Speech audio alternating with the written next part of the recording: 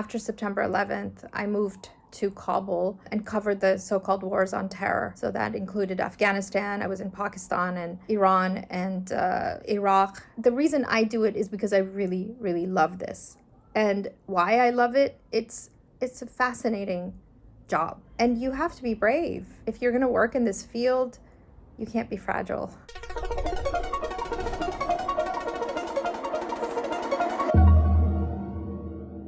My name is Fariba Nawa, and I'm a freelance journalist. I manage and sometimes host and edit OnSpec podcast, which is audio documentaries from the field in the global south mostly. I'm originally from Afghanistan. I was born in Herat, which is on the border of Iran. My family fled with me, of course. We walked 6 hours across the desert. We have that typical refugee story and survived to tell about it. This was during the Soviet invasion. In 1982, my school was bombed, and after that, my father decided that we had to leave. I think I was always a storyteller, and my family comes from a literary background, so it was kind of in my blood. When I came to the United States, we settled in Fremont, California, which is also known as Little Kabul to a lot of people.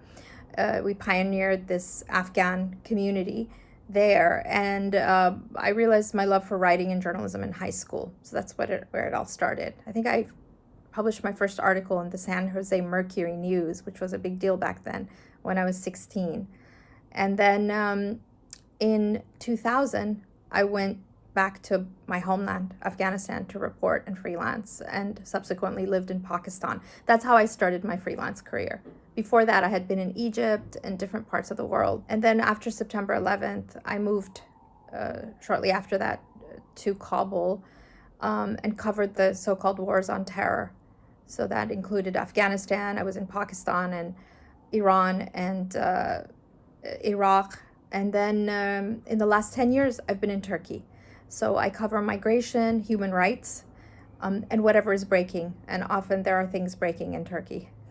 I've been working for 30 years in the field of journalism, and I was originally a print reporter. I wrote magazine articles and news articles when we had newspapers, print newspapers. And then when I came to Turkey, things were changing rapidly with technology and podcasting. Two freelance journalists younger than me came to me and said, let's start a podcast. And so we got together as a group of freelancers and started this podcast because we were kind of sick of being told that we had to always have an American or European or Western angle to our stories. We just thought that stories matter as long as they're interesting, engaging, and there's somebody to be held accountable. And so we've kind of evolved from just storytelling to more investigative in nature. And we've learned a lot along the way about what a good podcast is and how to put it out there and how to target the right audience or cater to our audience who are listening to us. But we work with local journalists all around the world, from Zambia to Hong Kong to Brazil. And that's the exciting part. I get to meet a lot of different people online because a lot of it for me is virtual, but they work on the ground. So OnSpec is really all about going in the field, and local journalists tell their own stories. Most of my career has been in authoritarian countries or creeping authoritarian countries, either or, and learning how to navigate and write in those spaces for a Western audience, specifically an American or British audience where democracy apparently, usually prevailed. And if we put the story out there, somebody would notice and maybe there'd be some accountability. There was always this in mind when I did these kind of human rights stories and investigative stories, that someone was going to notice. And it did happen. There was one story I wrote about mass graves being uncovered in Afghanistan, and my own uncle's story of how he disappeared when the Soviets were there. And we had something similar to the KGB, and they would just disappear people. And I wrote about my uncle's journey, and that journey, that whole article was used as evidence in Holland to prosecute war criminals from that time. So when things like that happened, then I felt like I had impact. But recently, who do we ask for in terms of accountability? when the United States, which we saw sort of as a space for accountability, we had a civil society, we had systems in power where if you wrote about, for example, civilian casualties where the US bombed, and the public would read those articles, somebody would speak up, somebody would call their congressperson, and that congressperson would bring that out into the open, and there would be some process for accountability. We do it with the mind of what is the impact we want.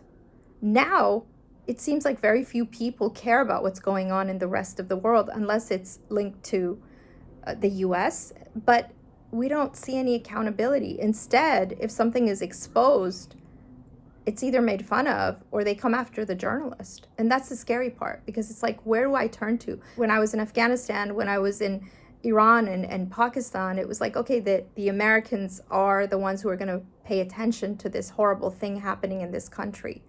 And it wasn't so much that the government was going to absolutely do something about it, it was that the public was going to say, this is wrong, and then bring it forth to the government, that kind of civil society. Now I feel like no one's listening, regardless of what we write.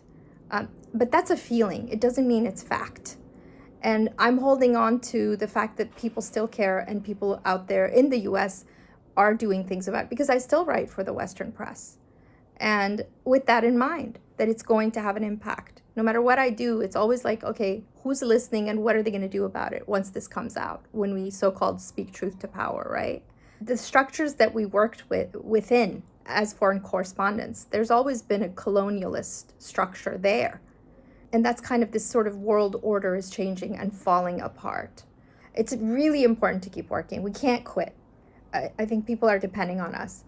We are ER workers, At this point, we are at the forefront of this information battle. And with all the disinformation coming in, the only way that society is gonna know what's happening is with people like us. It's not the influencers. I do watch TikTok just to see what's out there. There's a lot of opinions not backed by fact. And I appreciate fact. It exists. It's not relative.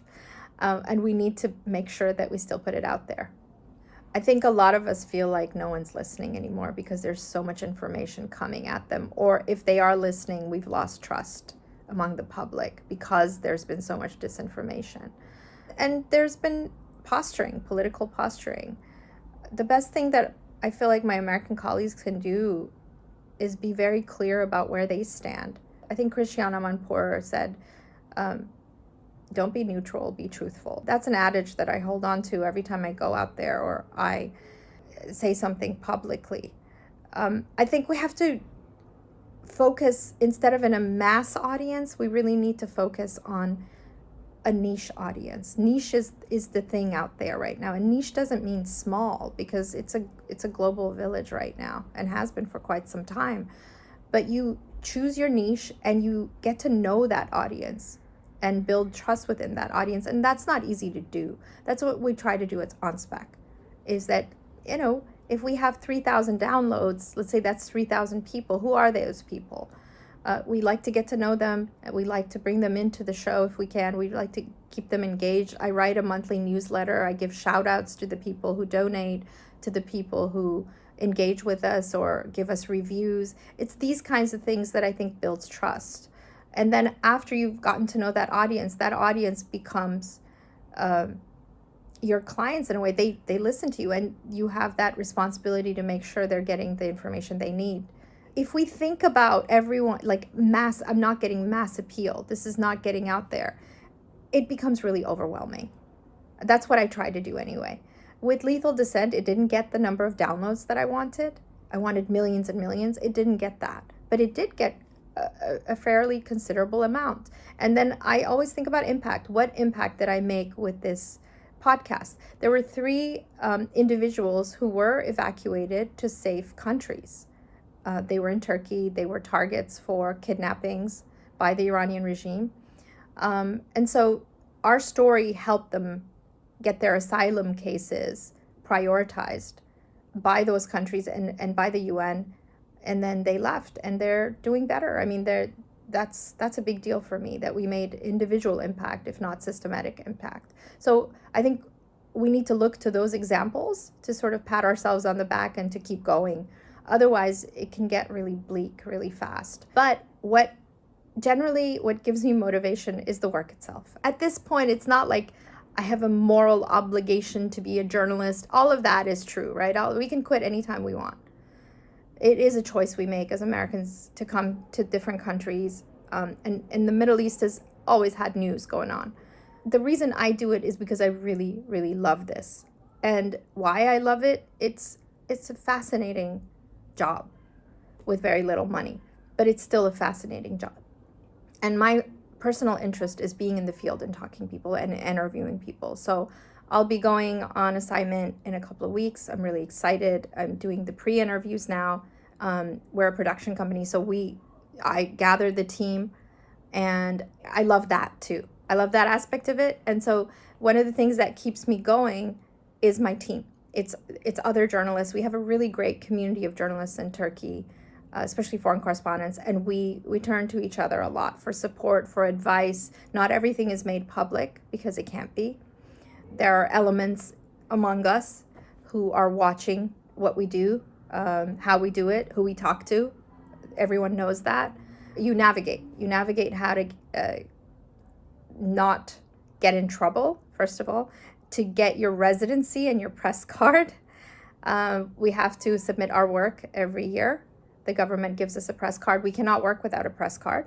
And that press card is what gives us our legal documents to stay here every year. So every year it's a process in December, and every journalist who's here long term goes through that process.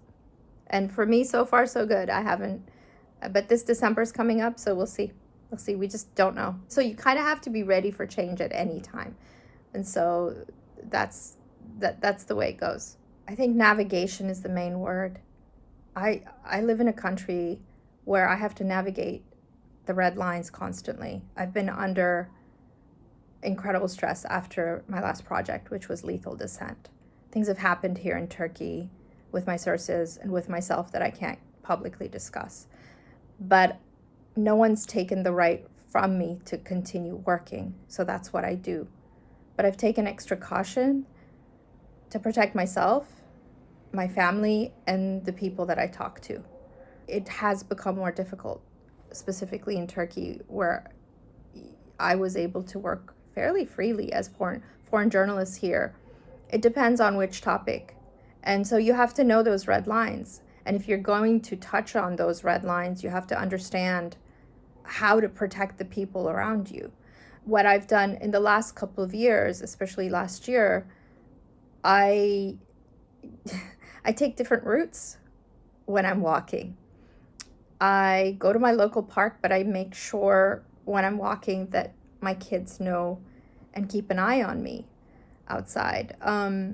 The security guard at my apartment knows that I have experienced these security concerns, and I have a local police officer that knows where I am pretty much at all times, someone that I trust.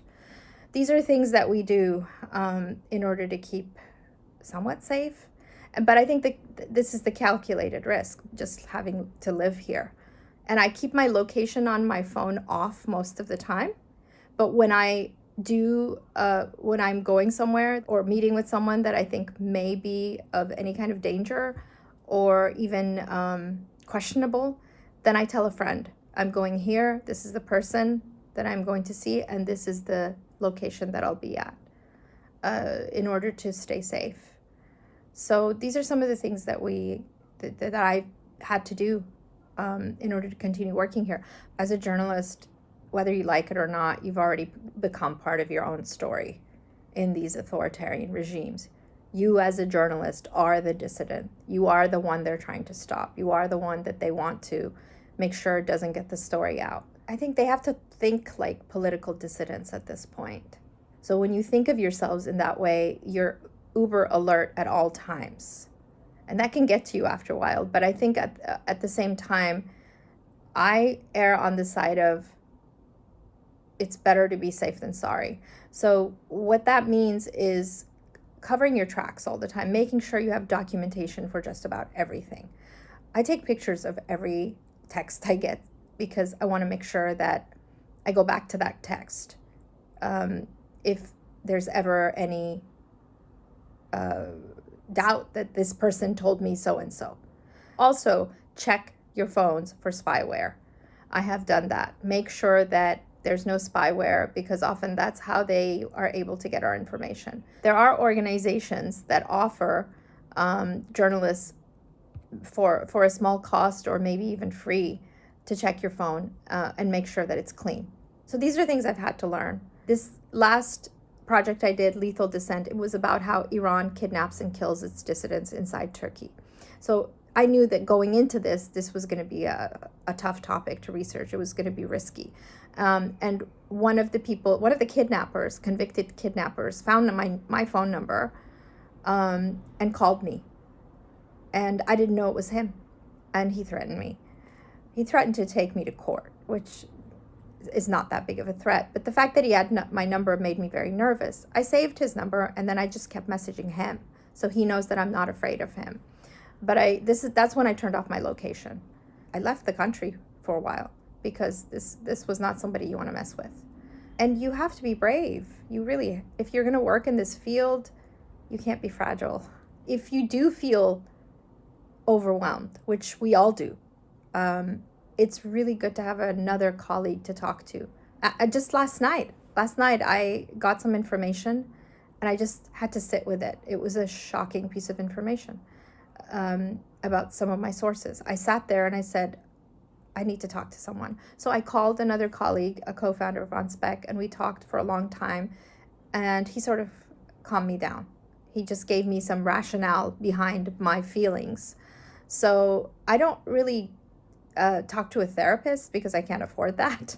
But my friends, I always joke with them. I say my colleagues are my therapists and I turn to them often for perspective. It's really good to have perspective. If you think you're too deep, then don't do the job. Right now it's risky in a lot of different countries. I know it's time to leave a country when I'm being personally attacked, either by authorities or shady figures like mafia or drug traffickers.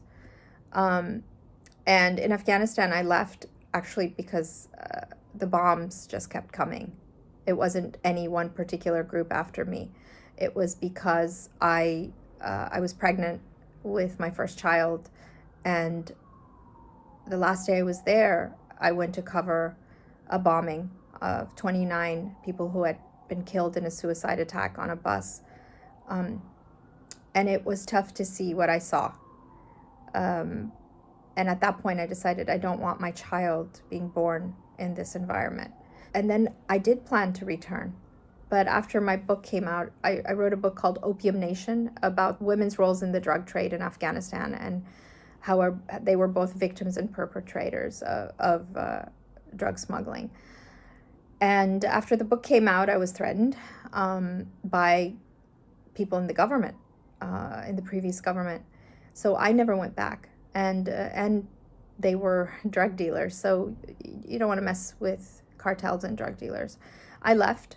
I was already gone, but I never went back. And that was 2007. I left Pakistan in 2001 because I was basically deported by the ISI. And to this day, I don't know why. Iran, I left and I haven't gone back because Iran is not a country that as a journalist you want to go to right now. And Turkey, I'm here for now and I'd like to stay, but let's see how things go. I think I have an instinctual feeling for when it's time to leave. But I always go back to America. When I left Afghanistan, I went back to Fremont, where my family is. And so now, coming back to America, I don't know what's in store for us. I was there this summer. It didn't feel good at all. Between Philadelphia and Fremont, California, and New York and DC, I traveled a lot. And my colleagues are all working to so many hours. They're so exhausted, those who work as full-time journalists. And they don't know what to expect. It's a news blitz. It's like constantly coming at you. And so I think a lot of them, from what I saw, the way they deal with it is by watching cat videos or getting together and talking, a lot of talking. Even my male colleagues that generally aren't that interested in, in expressing emotions, this time there was a lot of sharing in the US. And I think that's important to do, to stay sane, but to keep working.